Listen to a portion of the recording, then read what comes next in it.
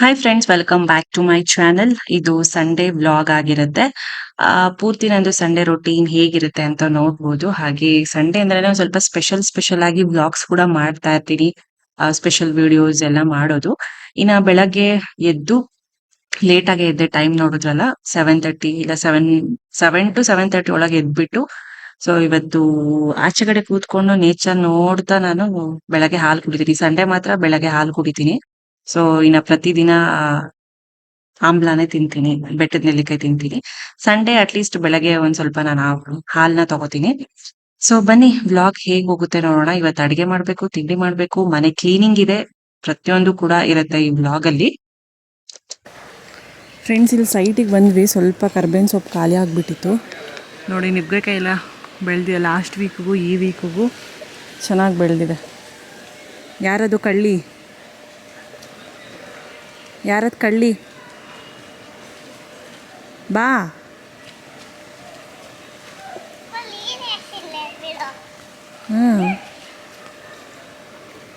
So ನಿಂಬೆಹಣ್ಣು ಗಿಡ ಇದು. ಲಾಸ್ಟ್ ವೀಕೆ ಎಲ್ಲ ಕಿತ್ಕೊಂಡು ಹೋಗಿದ್ವಿ. ಈಗೆಲ್ಲ ಬರೀ ಚಿಕ್ಕ ಚಿಕ್ಕದು ಆಗಿದೆ ಅಷ್ಟೇ. ಈ ಥರ ಎಲ್ಲಿ ಎಲ್ಲ ಲಾಸ್ಟ್ ವೀಕೆ ಒಂದು 10-15 ನಿಂಬೆಹಣ್ಣು ಕಿತ್ಕೊಂಡು ಹೋಗಿದ್ವಿ. ಕರ್ಬೇವಿನ ಸೊಪ್ಪು ಸ್ವಲ್ಪ ಬರ್ತಾಯಿಲ್ಲ ಇನ್ನೂ, ಎಲ್ಲ ಇಷ್ಟಿಷ್ಟೇ ಇದೆ.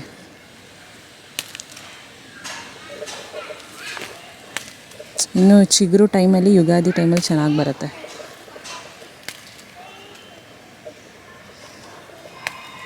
ಏನಮ್ಮ ಅದು?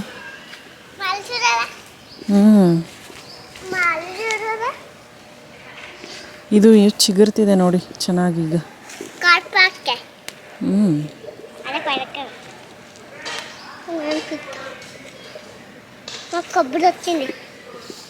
ಎಲ್ಲ ಒಂದು 4-5 ಕಡೆ ಇದೆ, ಎಲ್ಲ ಚಿಗುರ್ತಿದೆ ಇನ್ನು ಈಗ.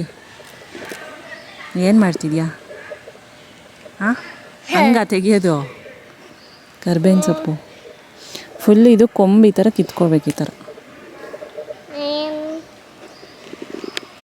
ಇನ್ನು ಕರ್ಬೇವಿನ ಸೊಪ್ಪೆಲ್ಲ ಖಾಲಿ ಆಗ್ಬಿಟ್ಟಿತ್ತು. ಸೊ ಸೈಟ್ ಅಲ್ಲೇ ಸಿಗುತ್ತೆ, ಹೋಗಿ ತರ್ತೀನಿ. ಇನ್ಸ್ಟೆಂಟ್ ಆಗಿ ಫ್ರೆಶ್ ಆಗಿ ಸಿಗತ್ತೆ. ಯಾವುದೇ ಕೆಮಿಕಲ್ಸ್ ಎಲ್ಲ ನಾವು ಹಾಕಲ್ಲ. ಗೊಬ್ಬರ, ಸಗಣಿ, ಇದು ಮೇಕೆದು ಇದೆಲ್ಲ ಹಾಕ್ತಿವಿ ಅಷ್ಟೇ. ಅದ್ ಬಿಟ್ರೆ ಇನ್ನೇನು ಹಾಕೋದಿಲ್ಲ. ಚೆನ್ನಾಗ್ ಬರುತ್ತೆ ಅದ್ರಿಂದಾನೆ. ಇನ್ನು ಇವತ್ತು ಸಾಂಬಾರ್ ಮಾಡ್ತಾ ಇದೀನಿ. ಮೊಳಕೆ ಕಾಳು, ಇದು ಹುರುಳಿ ಕಾಳಲ್ಲಿ ಮೊಳಕೆ ಕಟ್ಟಿದ್ದೆ. ಸರಿ, ಅದ್ರಲ್ಲಿ ಮಸಾಲೆ ಸಾಂಬಾರ್ ಮಾಡೋಣ ಅಂದ್ಬಿಟ್ಟು ಒಗ್ಗರಣೆ ಹಾಕಿ ಮೊಳಕೆ ಕಾಳು ಚೆನ್ನಾಗಿ ರಾತ್ರಿ ಎಲ್ಲ ನೆನ್ಸ್ಬಿಟ್ಟು ಮೊಳಕೆ ಕಟ್ಟಿದ್ವಿ. ಒಂದ್ ದಿನಕ್ಕೆಲ್ಲ ಬಂದ್ಬಿಡತ್ತೆ. ಇನ್ನ ಚೆನ್ನಾಗಿರುತ್ತೆ, ಒಳ್ಳೇದು ಕೂಡ ಮೊಳಕೆಲಿ. ಸ್ಪ್ರೌಟ್ಸ್ ತುಂಬಾನೇ ಪ್ರೋಟೀನ್ಸ್ ಇರುತ್ತೆ. ಇದ್ರ ಜೊತೆಗೆ ಮೊಳಕೆ ಕಾಳು ಜೊತೆಗೆ ಒಂದ್ ಸ್ವಲ್ಪ ಕ್ಯಾರೆಟ್, ಆಲೂಗಡ್ಡೆ ಎಲ್ಲ ಹಾಕ್ಬಿಟ್ಟು ಮಸಾಲೆಗೆ ಕೊಬ್ಬರಿ ಇಲ್ಲ ಹಸಿ ಕಾಯಿ ಆದ್ರೂ ಹಾಕೋಬಹುದು. ಅದಕ್ಕೆ ಒಂದ್ ಸ್ವಲ್ಪ ಕೊತ್ತಂಬರಿ ಸೊಪ್ಪು, ಚಕ್ಕೆ, ಲವಂಗ ಮತ್ತೆ ಕಡಲೆ ಬೀಜ ಇದಿಷ್ಟು ಹಾಕ್ಬಿಟ್ಟು ಚೆನ್ನಾಗಿ ಗ್ರೈಂಡ್ ಮಾಡ್ಕೊಂಡ್ರೆ ಪೇಸ್ಟ್, ಇದಕ್ಕೆ ಗ್ರೇವಿ ರೆಡಿ ಆಗುತ್ತೆ.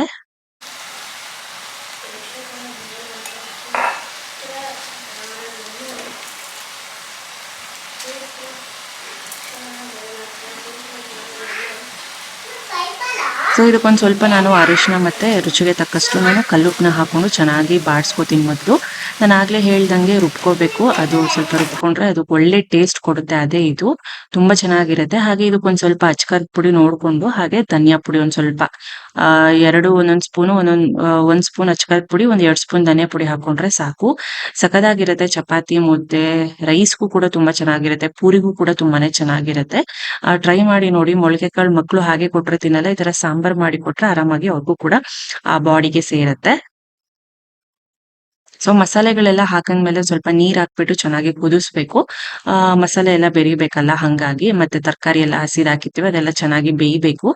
ಸೊ ಬೇಯ್ದು ಸ್ವಲ್ಪ ಕೊತ್ತಂಬರಿ ಸೊಪ್ಪನ್ನ ಹಾಕೊಂಡು ಒಂದ್ ಸ್ವಲ್ಪ ಹೊತ್ತು ಬೇಯಿಸ್ಕೊಂಡ್ರೆ ಮುಗೀತು. ಒಂದ್ ಕಡೆ ನಾನು ಮಧ್ಯಾಹ್ನಕ್ಕೆ ಸಾಂಬಾರ್ ಕೂಡ ಮುಗಿಸ್ಕೊಂಡ್ಬಿಟ್ಟೆ. ಇನ್ನು ಎಕ್ಸಾಮ್ ಬೇರೆ ಶುರು ಆಗಿದೆ, ಮನೆ ಕ್ಲೀನಿಂಗ್ ಜೊತೆಗಿರುತ್ತೆ. ಯುಗಾದಿ ಟೈಮು ಎಕ್ಸಾಮು ಒಂದೇ ಇದ್ರಲ್ಲೇ ಇರುತ್ತೆ. ಹಂಗಾಗಿ ನಾವ್ ಎರಡನ್ನೂ ಬ್ಯಾಲೆನ್ಸ್ ಮಾಡ್ಕೊಂಡು ಹೋಗೋದು ಸಿಕ್ಕಾಪಟ್ಟೆ ಕಷ್ಟ ಆಗುತ್ತೆ. ಎರಡನ್ನೂ ಒಂದ್ ಕಡೆ ಓದಿಸ್ಬೇಕು, ಚಿಕ್ಕ ಮಕ್ಳು ಇರೋ ಕಡೆ ಒಂದ್ ಕಡೆ ಕ್ಲೀನಿಂಗ್ ಕೂಡ ಮಾಡ್ಕೋಬೇಕು. ಇನ್ನ ಬೆಳಗ್ಗೆಗೆ ಬ್ರೆಡ್ ಆಮ್ಲೆಟ್ ಮಾಡ್ತಾ ಇದ್ದೆ ನಾನು.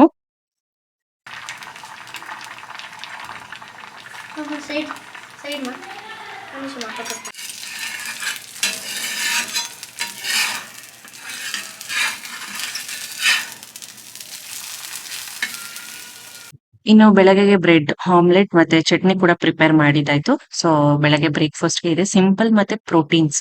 ಸೊ ಬ್ರೆಡ್ ತುಂಬಾ ರೇರ್ ಆಗಿ ತಿಂತೀವಿ. ಏನ್ ದಿನ ತಿನ್ನಲ್ಲ.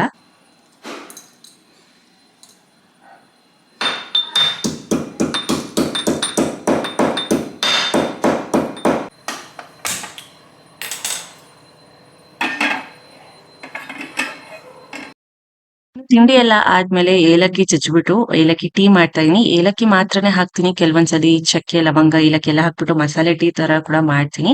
ಇನ್ನೊಂದ್ಸತಿ ಬರೀ ಶುಂಠಿ ಮಾತ್ರ ಹಾಕ್ಬಿಟ್ಟು ಜಿಂಜರ್ ಟೀ ತರನೂ ಮಾಡ್ತೀನಿ. ಈ ಸಲ ಯಾಕೋ ಏಲಕ್ಕಿ ಟೀ ಕುಡಿಬೇಕು ಅನ್ಸ್ತು. ಬರೀ ಏಲಕ್ಕಿ ಒಂದ್ 3-4 ಕುಟ್ಟಿ ಹಾಕ್ತಾ ಇದೀನಿ.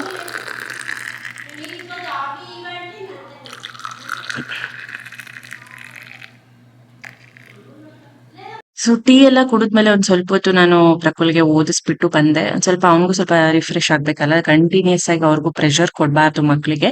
1 ಅವರ್ ಓದಿಸ್ತೀನಿ ಚೆನ್ನಾಗಿ. ಆಮೇಲೆ ಒಂದು ಹಾಫ್ ಅನ್ ಅವರ್ ಬ್ರೇಕ್ ಬಿಡ್ತೀನಿ. ಆಮೇಲೆ 1 ಅವರ್ ಈ ತರ. ಅಂಡ್ ಒಂದ್ ಸ್ವಲ್ಪ ಆಚೆ ಕಡೆ ಇದು ನೀರೆಲ್ಲ ಹಾಕ್ಬೇಕಿತ್ತು. ಇವಾಗ ತುಂಬಾನೇ ಡ್ರೈ ಆಗುತ್ತೆ. ಸಮ್ಮರ್ ಸೀಸನ್ ಅಲ್ವಾ?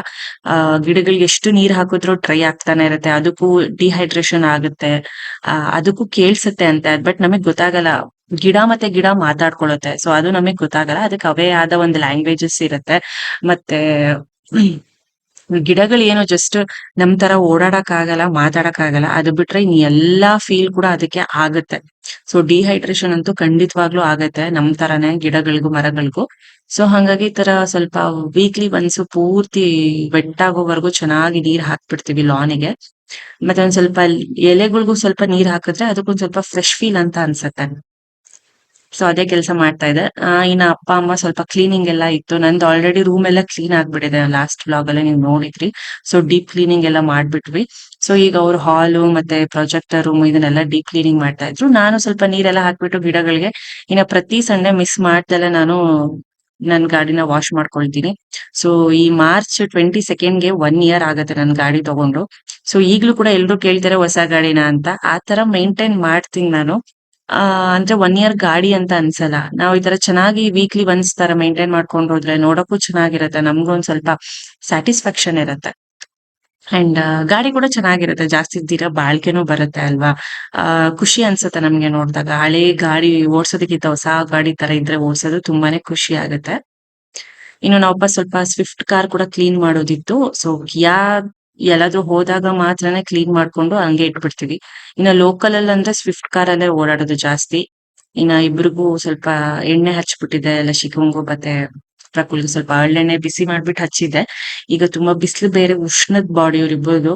ಇನ್ನು ಪ್ರಕುಲ್ ಲಸಿಕಾ ನೋಡಿ ಹೆಲ್ಪ್ ಮಾಡ್ತಿದ್ದಾರೆ ನಮ್ಮ ಅಪ್ಪಂಗೆ ಕಾರ್ ವಾಶ್ ಮಾಡೋದ್ರಲ್ಲಿ. ಇನ್ನ ಪ್ರಕುಲ್ ಎಲ್ಲ ಮ್ಯಾಟ್ ಎಲ್ಲ ಕ್ಲೀನ್ ಮಾಡೋದಕ್ಕೆ ಹೆಲ್ಪ್ ಮಾಡ್ತಿದ್ದ.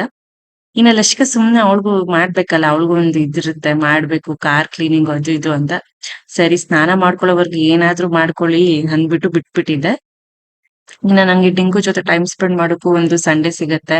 ಎವ್ರಿ ಡೇ ನಂಗೆ ಟೈಮ್ ಸ್ಪೆಂಡ್ ಮಾಡೋಕ್ ಸಿಗೋದೇ ಇಲ್ಲ. ಎವ್ರಿ ಡೇ ನನ್ಗೆ 1 ಹವರು ಕೂಡ ಸಿಗೋದಿಲ್ಲ ಟೈಮ್ ಸ್ಪೆಂಡ್ ಮಾಡಕ್ಕೆ. ಇನ್ನು ಸಂಡೇಸ್ ಇದ್ರೆ ಅವನಿಗೆ ಸ್ನಾನ ಮಾಡ್ಸು, ಅವನನ್ನ ಕೇರ್ ಮಾಡು, ಅವನಿಗೆ ಸ್ವಲ್ಪ ಚೆನ್ನಾಗಿರೋ ಊಟ ಅದನ್ ಮಾಡು, ಇದನ್ ಮಾಡು ಅದ್ರಲ್ಲಿ ಟೈಮ್ ಸ್ಪೆಂಡ್ ಆಗತ್ತೆ. ಇನ್ನ ಮಧ್ಯಾಹ್ನ ನಾನು ಆಗ್ಲೇ ಹೇಳ್ದೆ ಮೊಳಕೆ ಕಾಳು ಸಾಂಬಾರ್ ಕೂಡ ಮಾಡಿ ತೋರ್ಸ್ದೆ. ರೆಸಿಪಿನೂ ಕೂಡ ಹೇಳ್ದೆ ಹೇಗ್ ಮಾಡೋದು ಅಂತ. ಈಗ ಅದಕ್ಕೆ ಮುದ್ದೆ ಮಾಡ್ತಾ ಇದೀನಿ. ರೈಸ್ ಏನ್ ಮಾಡ್ತಾ ಇಲ್ಲ. ಮುದ್ದೆ ಇದ್ರೆ ಸಾಕು. ಸಖತ್ತಾಗಿರುತ್ತೆ ಮುದ್ದೆ. ಇದಕ್ಕೆ ಒಂದ್ ಸ್ವಲ್ಪ ತೆಳುವಾಗಿ ಸಾಂಬಾರ್ ಮಾಡಿ ಮುದ್ದೆ ಮಾಡಿದ್ರೆ ಸಖತ್ ಕಾಂಬಿನೇಷನ್ ಇರುತ್ತೆ ಅದು. ಸೊ ಒಂದ್ 4-5 ಮುದ್ದೆ ಮಾಡಿದ್ರೆ ಸಾಕಾಗತ್ತೆ. ನಮ್ಗೆ ಮುದ್ದೆ ಇದ್ರೆ ಸಾಕು ಮಧ್ಯಾಹ್ನ. ರೈಸ್ ಏನ್ ಮತ್ತೆ ತಿನ್ನಕ್ ಹೋಗಲ್ಲ. ಇನ್ನ ರಾತ್ರಿಗೆ ಚಪಾತಿನೋ ಇಲ್ಲ ಮುದ್ದೆ ಏನಾದ್ರು ತಿಂದಿದ್ರೆ ರೈಸ್ ಒಂದೊಂದ್ಸಲ, ಇಲ್ಲ ರೈಸ್ ಏನಾದ್ರು ಮಧ್ಯಾಹ್ನ ತಿಂದಿದ್ರೆ ರಾತ್ರಿ ಚಪಾತಿ. ಸೊ ಈ ತರ ಆಲ್ಟರ್ನೇಟಿವ್ ಆಗಿ ಏನಾದ್ರು ಮಾಡ್ತಾ ಇರ್ತೀನಿ ನಾನು. ಸೊ ಮೊದ್ಲೇ ಒಂದ್ ಸ್ವಲ್ಪ ಹಾಫ್ ಅನ್ ಅವರ್ ಊಟಕ್ಕಿಂತ ಮುಂಚೆನೆ ಮಾಡಿ ಎಲ್ಲ ಹಾಟ್ ಬಾಕ್ಸಿಗೆ ಇಡ್ತಾ ಇದ್ದೀನಿ. ಸೊ ಆಮೇಲೆ ಮಾಡ್ಕೋಬಹುದು. ಒಂದ್ ಸ್ವಲ್ಪ ಎಲ್ಲ ಮನೆ ಕೆಲ್ಸ ಎಲ್ಲ ಕ್ಲೀನಿಂಗ್ ಮಾಡೋದೆಲ್ಲ ಇತ್ತಲ್ಲ ಹಂಗಾಗಿ ಹಾಟ್ ಬಾಕ್ಸ್‌ಗೆ ಹಾಕಿ ಇಡ್ತಾ ಇದೀನಿ. ಮತ್ತೆ ತಣ್ಣಗಾದ್ರೆ ತಿನ್ನೋದಿಕ್ ಆಗಲ್ಲ ಮುದ್ದೆ. ಸೊ ಇಲ್ಲೆಲ್ಲ ಅಮ್ಮ ಹ್ಮ್ ಮೇಲ್ಗಡೆಯಿಂದ ಕ್ಲೀನ್ ಮಾಡ್ಕೊಂಡ್ ಬಂದ್ರು. ನಾನು ಒಂದ್ ಸ್ವಲ್ಪ ಸಣ್ಣ ಪುಟ್ಟ ಎಲ್ಲ ಅವ್ನಿಗೆ ಓದಿಸ್ಕೊಂಡು ಅಡ್ಗೆ ಮಾಡ್ಕೊಂಡು ಕ್ಲೀನ್ ಮಾಡ್ತಾ ಇದ್ದೆ. ಸೊ ಆಲ್ಮೋಸ್ಟ್ ಹಬ್ಬಕ್ಕೆಲ್ಲ ಒಂದೊಂದೇ ಕ್ಲೀನಿಂಗ್ ಆಗ್ತಿದೆ. ಸೊ ನಿಮ್ ಮನೇಲೂ ಶುರು ಆಗಿದ್ಯಾ ಕ್ಲೀನಿಂಗು ಅಂತ ಹೇಳಿ. ಹೇಗಿದೆ ಕ್ಲೀನಿಂಗು? ಅಂದ್ರೆ ಆಕ್ಚುಲಿ ಯುಗಾದಿ ಟೈಮ್‌ಗೆ ಮತ್ತೆ ದಸರಾ ಟೈಮ್‌ಗೆ ಕ್ಲೀನಿಂಗ್ ಇರುತ್ತೆ. ಅದೇ ಟೈಮ್‌ಗೆ ಎಕ್ಸಾಮ್ ಕೂಡ ಇರುತ್ತೆ. ಕೆಲವೊಬ್ರು ನಾವು ದಸರಾಗೂ ಮಾಡ್ತೀವಿ, ಯುಗಾದಿಗೂ ಮಾಡ್ತೀವಿ. ಸೊ ಕೆಲವರು ಲಕ್ಷ್ಮೀ ಹಬ್ಬ ಈ ತರ ಟೈಮಲ್ಲಿ ಮಾಡ್ತಾರೆ. ಸಂಕ್ರಾಂತಿ ಟೈಮಲ್ಲಿ ಮಾಡ್ತಾರೆ. ಮತ್ತೆ ಯುಗಾದಿ ಟೈಮಲ್ಲಿ ಮಾಡ್ತಾರೆ. ನಾವು ಜಾಸ್ತಿ ದಸರಾ ಮತ್ತೆ ಯುಗಾದಿ ಟೈಮಲ್ಲಿ ಜಾಸ್ತಿ ಡೀಪ್ ಕ್ಲೀನಿಂಗ್ ನ ಮಾಡ್ಬಿಡ್ತೀವಿ. ಇನ್ನ ಹಾಗೆ ಮ್ಯಾಚ್ ಕೂಡ ಅದೇನೋ ಬರ್ತಾ ಇದೆಯಲ್ಲ ಅದನ್ನ ಕೂಡ ನೋಡ್ಕೊಂಡು ಮಾಡ್ತಾ ಇದ್ರು. ಸೊ ಮುಗಿಯುತ್ತೆ. ಸಂಡೆ ಕ್ಲೀನಿಂಗ್ ಅಂತ ಇಟ್ಕೊಂಡ್ಬಿಟ್ರೆ ಸಂಜೆವರೆಗೂ ಅದೇ ಆಗೋಗುತ್ತೆ. ಅದಕ್ಕೆ ಜಾಸ್ತಿ ಟೈಮ್ ಬೇಕಾಗತ್ತೆ. ಇನ್ನು ಸಂಜೆ ಆಯ್ತು. ಊಟ ಎಲ್ಲ ಮಾಡಿ ನಾವು ಮತ್ತೆ ಇನ್ನ ಸಂಡೆ ಅಂತ ಬಂದ್ರೆ ಸ್ನಾನ ಕೂಡ ತುಂಬಾನೇ ಲೇಟ್ ಆಗ್ಬಿಡುತ್ತೆ ಸಂಜೆ ಟೈಮೇ.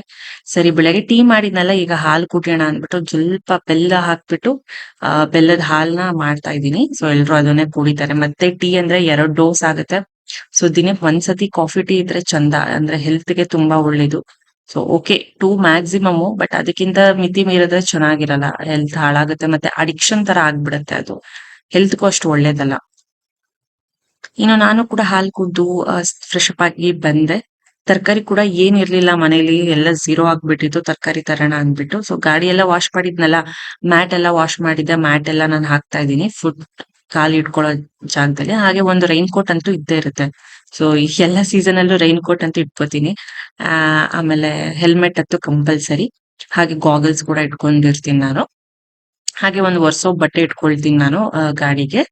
ಸೊ ಹಾಗೆ ಇದು ಗಾಡಿ ಕವರ್. ನಾನು ಕಂಪ್ನಿಗೆ ಹೋದಾಗ ಗಾಡಿ ಕವರ್ ಹಾಕಿ ಮುಚ್ಬಿಡ್ತೀನಿ. ಅಲ್ಲಿ ತುಂಬಾ ಧೂಳಿರತ್ತೆ. ಹಂಗಾಗಿ ವೀಕ್ಲಿ ತಂದು ವಾಶ್ ಮಾಡ್ಬಿಟ್ಟು ತಗೊಂಡೋಗ್ತೀನಿ. ಫ್ರೆಂಡ್ಸ್, ಈಗ ಸ್ನಾನ ಮಾಡಿದ್ದಾಯ್ತು 5:30. ಅಂದ್ರೆ ನಾನು ಆಫೀಸಿಂದ ಮನೆಗೆ ಬರೋ ಟೈಮಲ್ಲಿ ಸ್ನಾನ ಮಾಡಿದ್ದೀನಿ. ಸೊ ಬೆಳಗ್ಗೆಯಿಂದ ಕ್ಲೀನಿಂಗ್ ಮಾಡ್ತಿದ್ದೀವಿ, ಅದ್ರ ಜೊತೆಗೆ ಅವ್ನಿಗೆ ಓದಿಸೋದು, ಅಡುಗೆ ಮಾಡೋದೆಲ್ಲ ಇದೆ. ಸೊ ಇವಾಗ ತರಕಾರಿ ತರಬೇಕು. ಹೋಗಿ ತರಕಾರಿ ಫುಲ್ ಖಾಲಿಯಾಗಿದೆ. ಲಾಸ್ಟ್ 2 ವೀಕ್ಸ್ ಆಯಿತು ಅನ್ಸುತ್ತೆ ತರಕಾರಿ ತಂದಿಲ್ಲ. ಇವಾಗ ಹೋಗಿ ತರೋಣ ಅಂತ. ಆ್ಯಂಡ್ ಪಾನಿಪುರಿ ಮಾಡೋಣ ಅಂತ ಅಂದ್ಕೊಂಡಿದ್ದೀನಿ. ಪೂರಿ ಆಚೆಯಿಂದ ತಂದು ಅಂದರೆ ಮಾಡಿರೋದಲ್ಲ, ನಾವೇ ಡೀಪ್ ಫ್ರೈ ಮಾಡಿ ಮಾಡೋದು. ಸೊ ಅದಕ್ಕೆ ಆಲೂಗಡ್ಡೆ ಇದನ್ನೆಲ್ಲ ಸ್ಟಫಿಂಗ್ ಮಾಡೋಣ ಅಂತ. ಒಂದು ಪಾಟಲ್ಲಿ ಪುದೀನ ಹಾಕಿದ್ದೀವಿ. ಎಷ್ಟು ಚೆನ್ನಾಗಿ ಬಂದಿದೆ ನೋಡಿ, ತೋರಿಸ್ತೀನಿ. ಸೊ ಇದನ್ನೇ ಯೂಸ್ ಮಾಡಿಬಿಟ್ಟು ಮಾಡೋಣ ಅಂತ. ನೋಡಿ ಆ ಪಾಟಲ್ಲಿ, ವೈಟ್ ಪಾಟಲ್ಲಿ ಇದೆಯಲ್ಲ, ಅದು ಕಾಣಿಸ್ತಿದೆ ನೋಡಿ, ಎಷ್ಟೊಂದು ಬೆಳೆದಿದೆ. ಸೊ ಹಂಗಾಗಿ ಅದನ್ನೇ ಯೂಸ್ ಮಾಡಿಕೊಂಡು ಮಾಡಬೇಕು.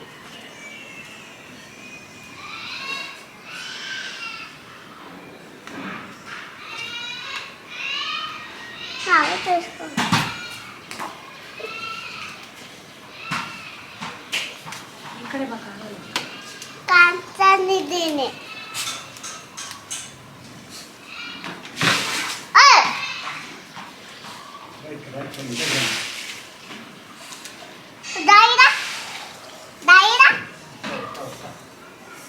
అమ్మ చెప్తా నిన్నమన్న ಪಪ್ಪಾಯ ನೋಡಿ, ಎಷ್ಟು ದೊಡ್ಡ ದೊಡ್ಡ ಎಲೆಗಳು, ಎಷ್ಟು ಚೆನ್ನಾಗಿ ಬಂದಿದೆ, ಸಖತ್ತಾಗಿದೆ ನೋಡಿ. ಗಮ್ ಅಂತ ಬರ್ತಿದೆ. ಇದರಲ್ಲಿ ಏನೂ ಪೆಸ್ಟಿಸೈಡ್ಸು ಕೆಮಿಕಲ್ಸ್ ಏನೂ ಹಾಕಿರಲ್ಲ. ಒಂಚೂರು ಹಾಕ್ಬಿಟ್ರೂ ಹರಿದ್ಬಿಡುತ್ತೆ. ಎಷ್ಟು ಚೆನ್ನಾಗಿ ಬಂದಿದೆ ನೋಡಿ. ಇಷ್ಟ ಆದರೆ ಸಾಕಾಗುತ್ತೆ. ಇದಕ್ಕೆ ಸ್ವಲ್ಪ ಕೊತ್ತಂಬರಿ, ಚಾಟ್ ಮಸಾಲ, ಸ್ವಲ್ಪ ಜೀರಾ ಪೌಡರ್, ಹುಣಸೆಹಣ್ಣು, ಹಸಿರು ಮೆಣಸಿನ್ಕಾಯಿ ಹಾಕಿದ್ರೆ ಪಾನಿ ರೆಡಿ ಆಗುತ್ತೆ.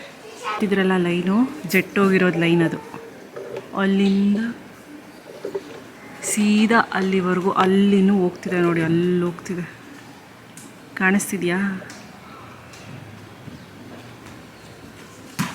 ಇರೋದಿಷ್ಟು ಚಿಕ್ಕದು, ಬಟ್ ಅದು ಹೊಗೆ ನೋಡಿ ಹೆಂಗೆ ಕಾಣಿಸ್ತಿದೆ ಮೇಲೆ. ಡ್ರಾಯಿಂಗ್ ಬರ್ದಿರೋ ಥರ ಇದೆ.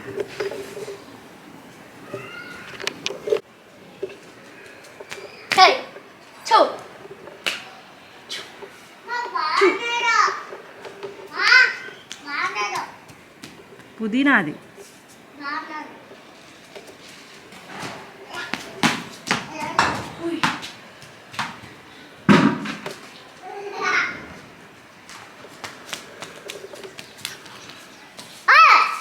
ಹೇ ಈ ಪಕ್ಕ ತಗಲ್ತದೆ.